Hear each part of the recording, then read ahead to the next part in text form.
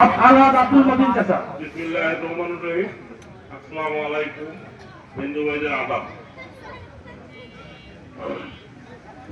এখানে পড়ার কিছু নাই, সুজনকে সবাই আপনার চেনেন। অতএব সুজন এখানে মনে হয় যে মঞ্চ তৈরি করার কোনো দরকার আমি মনে করি না।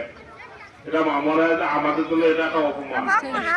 কেন আলমগীরের সন্তান ভোট আলমগীরের সন্তান হিসেবে তার মালিক, এখানে আসার তার কোনো দরকার নাই।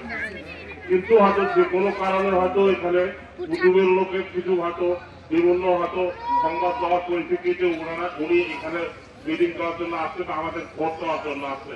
আমি মনে করি এটা কুটুবের জন্য অসম্মান। আমার কথাটা বুঝতে পারছেন?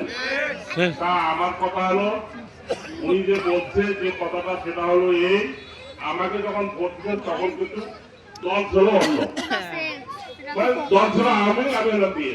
তা আমার কি দেয়? এবারে যদি মনে করেন আপনারা বুঝতেছেন বাংলাদেশের সংবাদ সংগ্রহ করতে আলমগীরের কথা আমি বাদ দিলাম, কিছু গণতন্ত্রের কথা বাদ দিলাম। যদি মনে করেন আপনারা সরকার গঠন করে, তাহলে আমরা যদি উল্টে তাকে ভোট দিই, তাহলে কি উন্নয়নটা আসবে? গঙ্গাচড়া মানুষ আমি অনেকদিন থেকে, আমারও বয়স কম হয় নাই, তো গঙ্গাচড়া মানুষ সবসময় উল্টে তাকে ভোট দেয়। এটা উল্টে কারণ হলো কি ওনার চরিত্র যে কি আমি বুঝতে পারি না।